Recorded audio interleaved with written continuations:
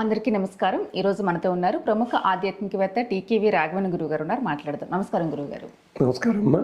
గురుగారు, శనివారము ఏకాదశి రాబోతుంది, యోగిని ఏకాదశి. ఆ రోజు ప్రత్యేకత చెప్పండి, ఎలా వినియోగించుకోవాలి ఆ రోజుని? ఇది అన్ని ధారావాహికలలో దాదాపుగా ఒకటే కథ పునరుక్తవుతుంటుంది. నేను అలా కాకుండా మిగిలిన వాళ్ళెవళ్ళు ముట్టుకోని విషయాన్ని మీకు అందించే ప్రయత్నం చేస్తా. అసలు ఏకాదశి ఎందుకంత ప్రయత్నం, గొప్పతనం? మిగిలిన తిథులు గొప్పవి కాదా? దాని అర్థం అది కాదమ్మా. మనమంతా మనుషులం. ఈ మనుషులందరికీ కూడా 10 ఇంద్రియాలు ఉన్నాయి.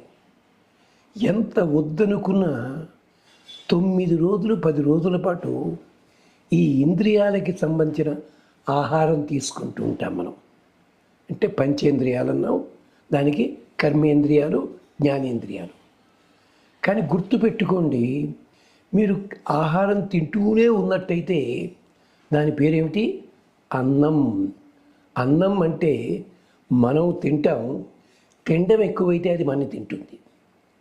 అందుకని పెద్దలు ఏం చేశారంటే 10 రోజుల వరకు నీ ఇష్టం వచ్చింది ఆనందించు, ఒక్కరోజు కాస్త నియమం పాటించు.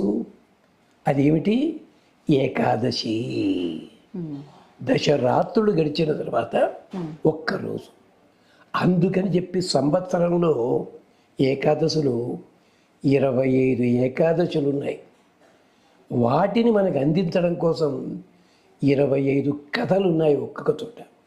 ఓ చోట స్వామి నిద్రలేచేది ఉత్థాన ఏకాదశి, ఇంకో రోజు స్వామి నిద్రపోయేది శయన ఏకాదశి, ఇంకోటి ఏదో తొలి ఏకాదశి. ఇలా ఇవన్నీ కథలు ఉన్నాయి, దానికి కాదంటలే. ప్రత్యేకించి ఇక్కడ యోగిని ఏకాదశి దేనికి అంటే అందరూ మర్చిపోతున్న ఒక చక్కటి సన్నివేశం ఉంది ఇక్కడ.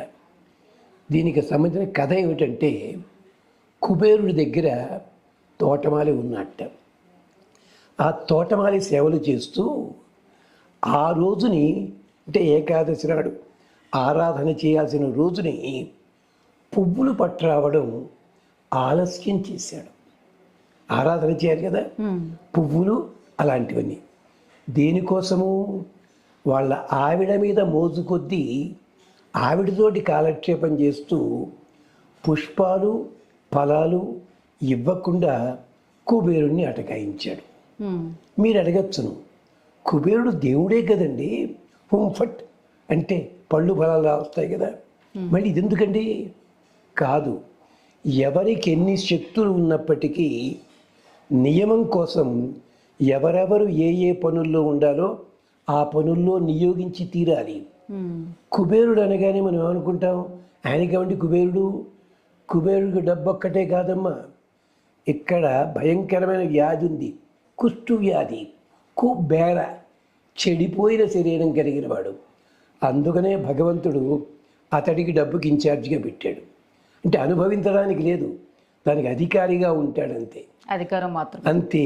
కుబేర, బేరం అంటే శరీరము, కుబేర. ఇది మనకి మార్కండేయ పురాణము, హరివంశం ఇలాంటి వాటిలో చెప్పారు. కానీ తను అనుభవించడం బాధపడ్డు. ఎంచేత? సాక్షాత్తు పరమశివుడు అనుగ్రహం పొందినవాడు.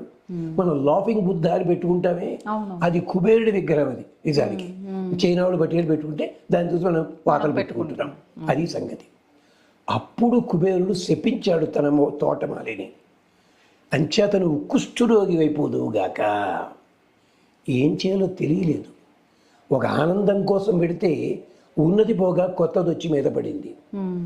అందుకని అతడు తీర్థయాత్రలు చేస్తూ చేస్తూ చేస్తూ చేస్తూ ఒకానొక ఏకాదశి నాడు అనుకోకుండా అక్కడ ఏమిటది ఏకాదశి?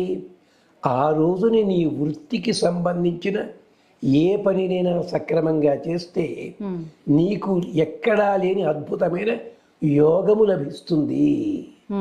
అందుకని ఆ ఏకాదశి యోగిని ఏకాదశి అయ్యింది. అంచేత ఆ రోజుని ప్రత్యేకించి చేయాల్సింది ఏమిటంటే కుబేర వ్రతం చేస్తారు కొంతమంది. అంటే కుబేరుడికి పూజలు చేస్తారు, చెయ్యండి, ఏ వద్దంట లేదు. ఆ రోజుని వట సావిత్రి వ్రతం అని ఉంటుంది. అంటే మర్రి చెట్టుకి పూజ చేయడం. ఇంచేత విత్తనం ఇంతే ఉంటుంది, అద్భుతంగా ఎదుగుతుంది, కొమ్మ కొమ్మకి కూడా మళ్ళీ వస్తాయి ఊడలు. ఎప్పటికి కూడా మన మద్రాసులో వటవృక్షం కిందే కాలనీ ఉంది కదా, చూడండి అక్కడ ఎన్ని బిల్డింగ్లు కట్టారు. అంటే చెట్టు పడిపోకుండా. మన జీవనం కూడా అలాంటిదే. అంచేత వటవృక్షానికి ఆరాధన చెయ్యండి. ఆ రోజు దయచేసి మాంసము కానీ మధువు కానీ విలాస ద్రవ్యములు కానీ తినకండి. ఏకభుక్తం చెయ్యండి. అంటే ఉపవాసం ఉండి మర్నాడు భోజనం చేయడం, శరీరాన్ని బట్టి చూసుకోవడం. ఆ రోజుని శ్రీ మహావిష్ణువుకి ఆరాధన చేయడం. శ్రీ మహావిష్ణువుకే కాదు, పరమశివునికి, బ్రహ్మదేవునికి సతులతో కూడి, అంటే వారి భార్యలతో కూడి ఆరాధన చేయడం. శివార్చన చేసేవాళ్ళు పరమశివుల వారికి తేనెతో అభిషేకం చేసి ఆరాధన చేయడం. శ్రీ మహావిష్ణువుకి ఆ విష్ణు సంబంధమైన స్తోత్రాలు చదువుకోవడం. ఇది యోగిని ఏకాదశి. అంటే మీరు చేస్తున్న వృత్తికి సంబంధించిన పరికరాలు ఉంటాయే, వాటికి కూడా నమస్కరించండి, వాటికి పూజ చేయండి. ఈ ఒక్క దానివల్ల సంవత్సరం అంతా కూడా మీరు యాదృచ్ఛికంగా ఏమన్నా పొరపాటు చేసినా కూడా ఆ పొరపాట్లకి నష్టం ఉండదు. వాడెవడో వాచ్మెన్ట పెద్ద ఫ్యాక్టరీకి పొద్దున్న రాగానే ఆఫీసులతో అన్నట్ట, నాకు రాత్రి కలొచ్చిందండి, ఎక్కడో బాంబు పెట్టినట్టు అన్నట్టు. నిజంగా బాంబు ఉంది. ఆఫీసర్ ఏం చేయాలి, వాడిని ప్రమోషన్ ఇవ్వాలి కదా, వాడిని సస్పెండ్ చేశాడు. ఎందుకని? నీ పని ఏమిట్రా, వాచ్మెన్ కదా, రాత్రిపూట మెడుకుగా ఉండాలి కదా, నిద్రపోయావు, అదృష్టం కొద్దీ బాంబు ఉంది కనుక, అంటే నువ్వు నిద్రపోతున్నా ఇంకేమైనా చేసి ఉండొచ్చు కదా వాడు. అంచేత నీ నిర్ణయం నువ్వు తప్పావు, నువ్వు మంచిగా చేసావు, కరెక్టే. ఇది చందమామలో ఒకప్పటి కదా తమాషాగా. అంచేత ఎవరు చెయ్యాల్సిన పని ఎవరు చేసేది వాళ్ళు సక్రమంగా చెయ్యండి, అప్పుడు మీకు యోగము లభిస్తుంది. యోగిని ఏకాదశి సంబంధించి ఇతర కథలు మీకు చాలా వచ్చాయి. ఇగో దీనికి సంబంధించి ఇది మనకి హరివంశంలోను పద్మపురాణంలో చెప్పింది. అదే భగవద్గీతలో కర్మణి ఏవ అధికార.